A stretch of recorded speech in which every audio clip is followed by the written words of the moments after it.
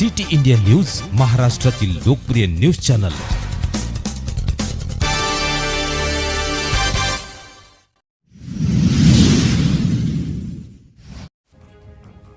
भाजपा महायुती घटक पक्ष जत विधानसभेचे अधिकृत उमेदवार गोपीचंदजी पडळकर यांच्या प्रचारार्थ भाजपा महायुतीचे स्टार प्रचारक, बहुजनांचे लोकनेते दौलत नाना उमाजी शितोळे, संस्थापक अध्यक्ष जय मल्हार क्रांती संघटना महाराष्ट्र राज्य यांचा प्रचार दौरा जत विधानसभा क्षेत्रामध्ये जाहीर सभा, कोपरा सभा, गावभेट प्रचार दौरा करून मंगळवार दिनांक 5 नोव्हेंबर रोजी बहुसंख्य समाज बांधवांच्या उपस्थितीत संपन्न झाला।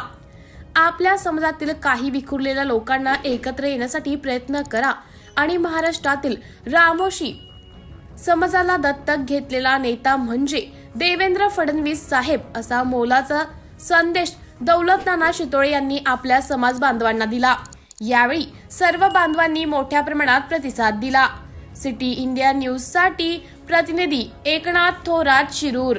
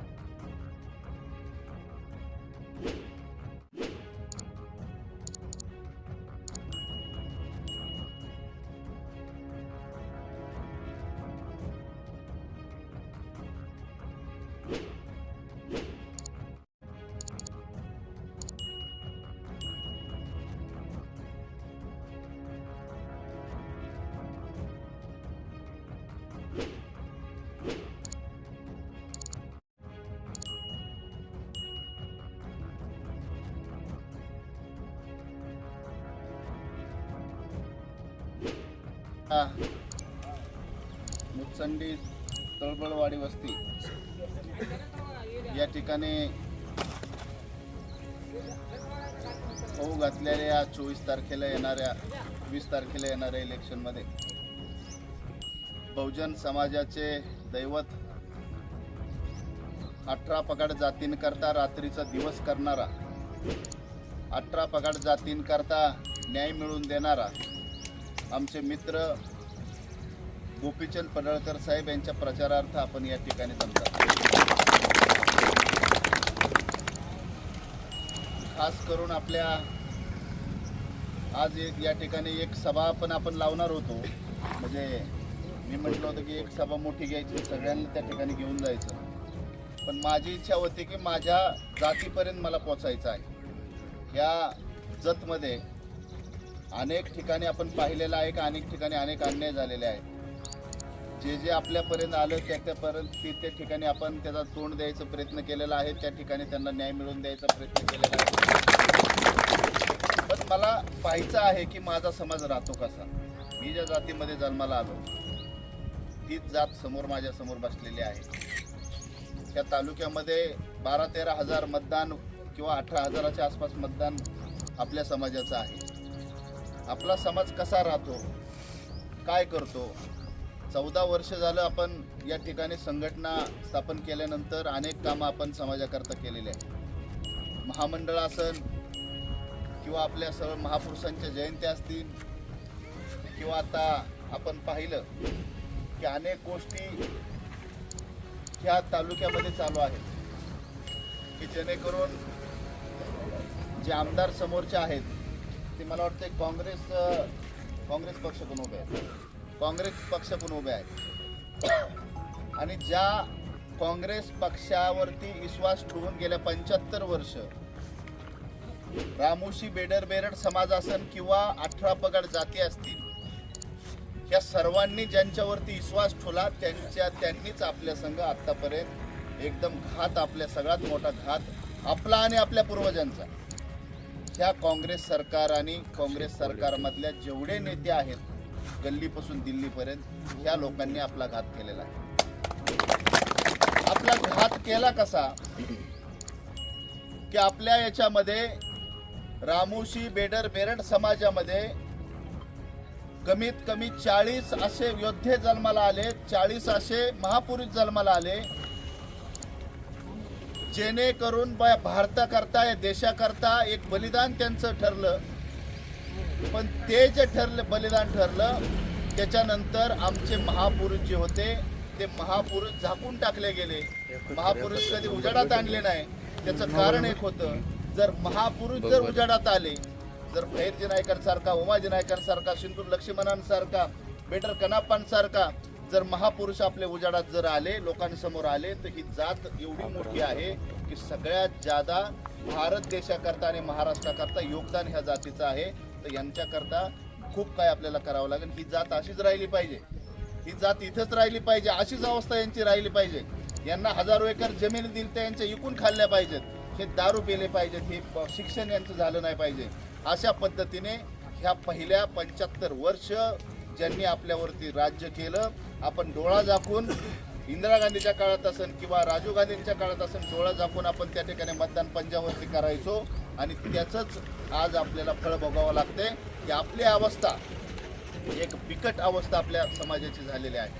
आणि त्याच्यामध्ये सगळ्यात मोठं योगदान आपल्याला मला आनंद वाटतो की आपले जे महापुरुष होते ते सर्व महापुरुष आपण जिवंतच केलेत. मेलेले होते सगळे, मेलेले म्हणजे मातीखाली गाडलेले होते. आणि जर आपले महापुरुष जिवंत झाले, भैरजी नाईकांसारखा योद्धा त्या ठिकाणी आज जिवंत झाला, सिंदूर लक्ष्मण असतात, उमाजी नाईक असतात, सरकारच्या सगळ्यांच्या जयंत्या, सगळ्या कॉलेजला नाव आपल्या समाजाचं आलेलं आहे, सर्वांना त्या ठिकाणी समजायला लागलेलं आहे. आणि जर हे सगळं होत असताना महाराष्ट्रामध्ये एकमेव नेता आहे, महाराष्ट्राच्या याच्यामध्ये रामोशी समाजाला दत्तक घेतलेला नेता, रामोशी समाजाचं आई बाप सगळं ठरलेला नेता, महाराष्ट्राचे उपमुख्यमंत्री देवेंद्र फडणवीस नावाचा देवाभाऊ आहे.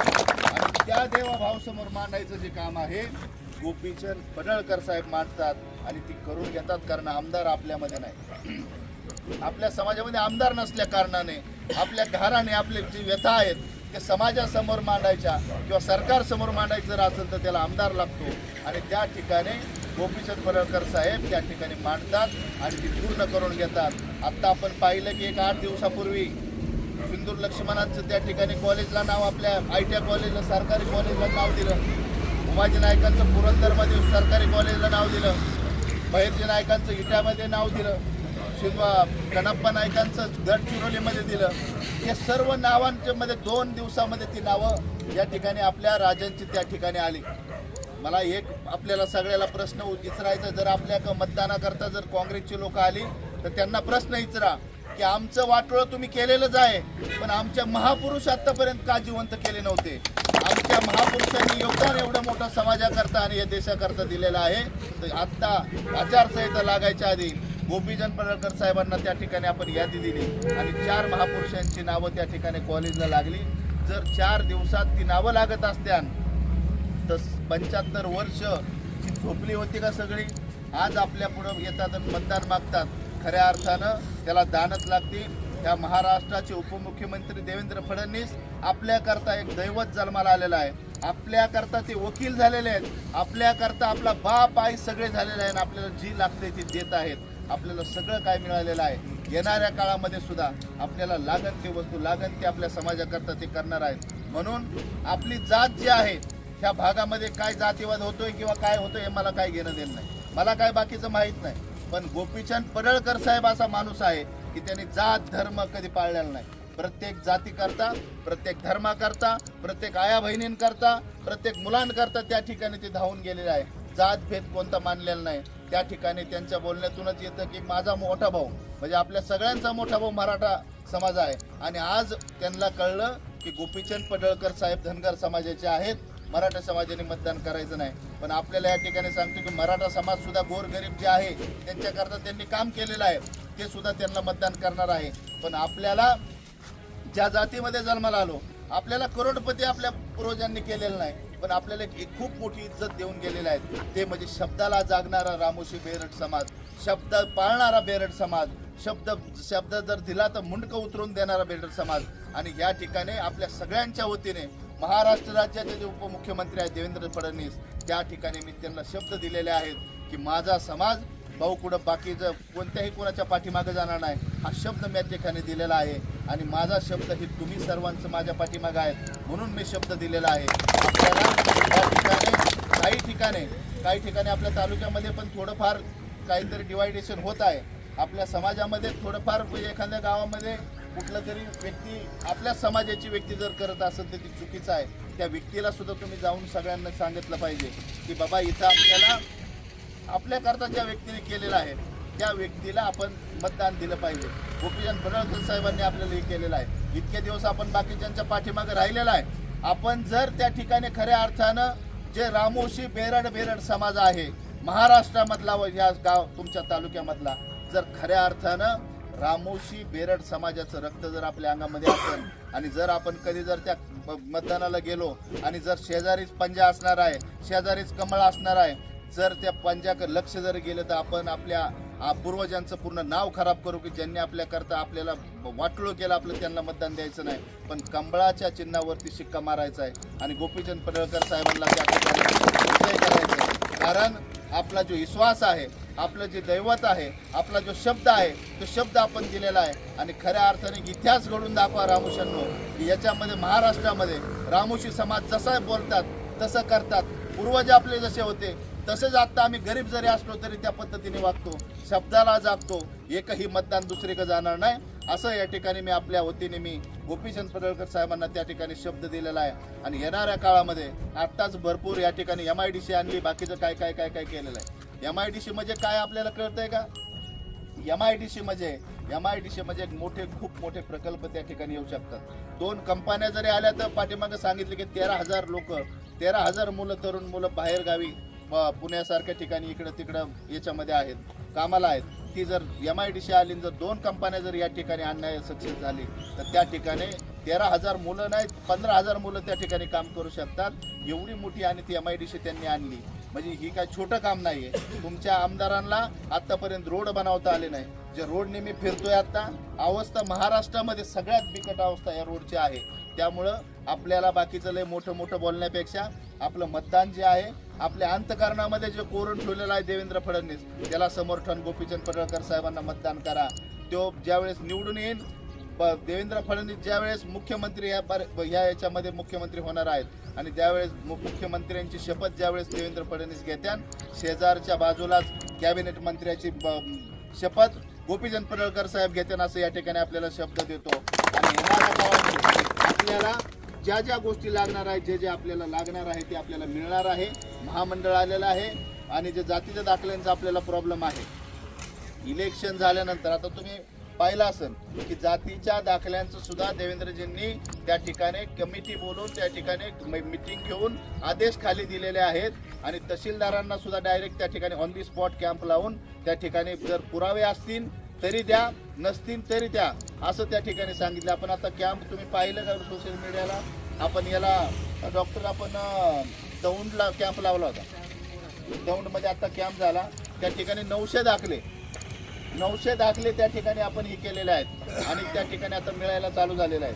येणारी ही आचारसंहिता संपल्यानंतर ती सुद्धा 900 दाखले त्या ठिकाणी मिळणार आहे. ते 900 दाखल्यांना पुरावे नाहीत तरी सुद्धा आपल्याला दाखले मिळणार. आपल्याला महामंडळामध्ये जे महामंडळ झालेलं आहे, माझ्या आया बहिणी ज्या दुसऱ्याच्या बांधाला जाऊन काम करतात त्यांच्याकरता हे महामंडळ आहे. त्यांच्याकरता त्यांचा बिझनेस एक या ठिकाणी उभा राहणार आहे. सगळं काय आपल्याकरता होणार आहे.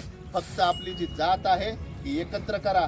जी जी व्यक्ती बाजूला जातात त्याच्या पाया पडा की तुझ्यामुळं आमची जात खराब करू नको, आमचं रक्त खराब करू नको, आमच्या पूर्वजांनी जी इज्जत कमावलेली आहे ती इज्जत खराब करू नको, तुझ्या पाया पडतो असं सांगा. आणि त्या ठिकाणी सर्वजण एकत्र येऊन त्या व्यक्तीला सुद्धा प्रवाहामध्ये आणा असं या ठिकाणी आव्हान करतो. परत एकदा येत्या 20 तारखेला जे गोपीचंद पडळकर साहेब या ठिकाणी उमेदवार आहेत त्यांचं कमळाचं चिन्ह आहे. कमळाच्या चिन्हासमोरचं बटन दाबताना इकडे इकडे बघू नका. बटनासमोर ते कमळाच्या चिन्हासमोरचं बटन बघा. गडबड करू नका कारण आपले अशिक्षित लोक आहेत. त्यामुळं आपण व्यवस्थित जा. कोणी काय मागून आपल्याला काय मारत नाही. त्यामुळं बघा, नाही समजलं आमच्या बहिणींना आयांना जर नाही समजलं त्या ठिकाणी आपल्या घरातली व्यक्ती घेऊन जा आणि ती मतदान करून घ्या. एकही मतदान बाजूला गेलं नाही पाहिजे. निर्णायक मतदान आपलं आहे.